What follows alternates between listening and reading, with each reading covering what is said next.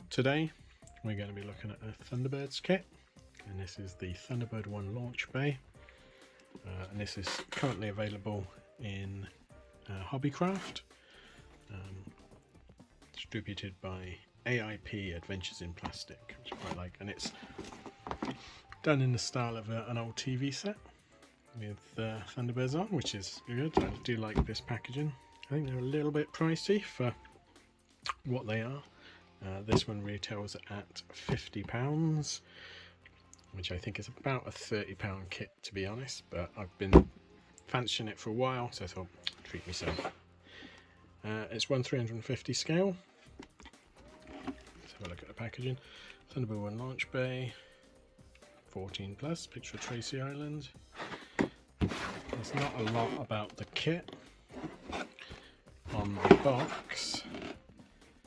There you get basically just a little rundown. It says kit includes launch trolley, detailed display diorama and a scale model of Thunderbird 1.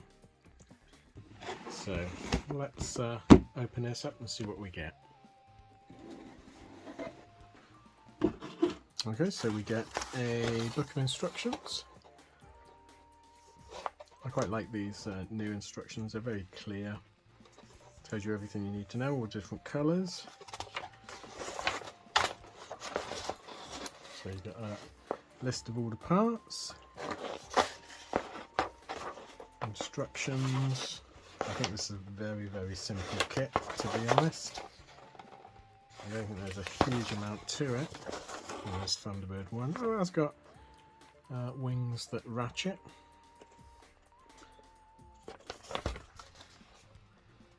And everything goes together. Fixed with double-sided tape, not supplied. Do you want your kit held together with double-sided tape? Might have to think of something better than that. So you get instructions.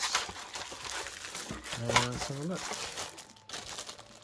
So you get 1, 2, 3 bags and some bits at the bottom. Let's see, let's open this up. Try and find me a knife. There it is.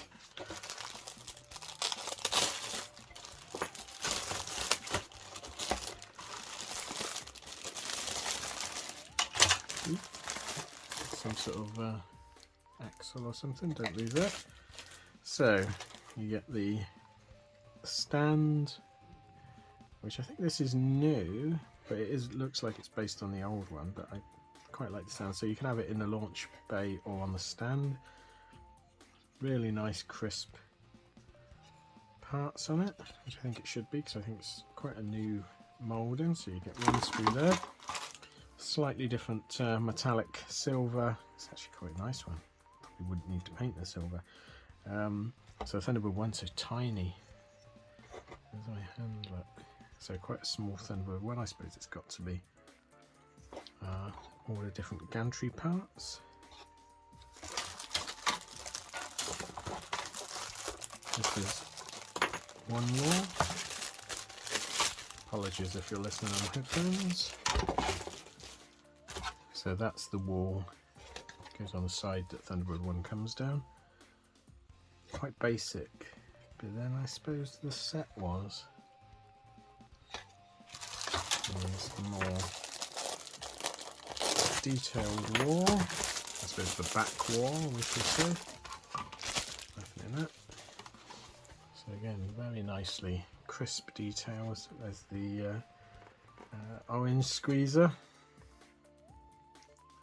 So I think this is going to be one that's made in the painting rather than construction. So that's the size of it. So it's quite a big diorama.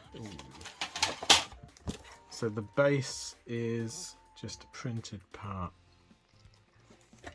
which I'm not a great fan of, to be honest. I might try and redo something in plastic, make it a bit more 3D. But it's a nice heavy bit of cardboard, and then you get some stickers. So a bit of foam core is the base. So rather than plastic, you stick that to the foam core. Not too keen on that, but again, might have to think of something to do. you get the obligatory AiP sticker, which I do like. I like that design. And that's obviously, I don't know whether that is a axle or it's used for something, perhaps to hold Thunderbird 1 on. So that's what you get in the kit. So like I say, 50 I think is a bit expensive for what we get. But I suppose it's the fact of what it is. But I think it'll be a fun one to make up. So if you want to see me make it up and paint it, let me know. But yeah, there's a whole range of these. I think they've done Fab 1, which I've already got in the old MI kit. Thunderbird 2, which I've already got. Thunderbird 2 Transparent, which I have got kicking about somewhere, which I am halfway through painting. So there'll be a video for that, I hope. Thunderbird 3, which you can, if you go over to Eric's channel, Mr. E Models, he did a build up, did a very nice version of it. What else? There's Thunderbird 5, there's Thunderbird 2 Hangar Bay, Pod Bay, which I would like to get, but that's like 75-80 quid. So again, that will be have to be a birthday treat or something. The Fire Flash you can get. So they've re-released a lot of these kits, which is great to see them on a shelf, on a standard shop shelf, unlike say Comet Miniatures.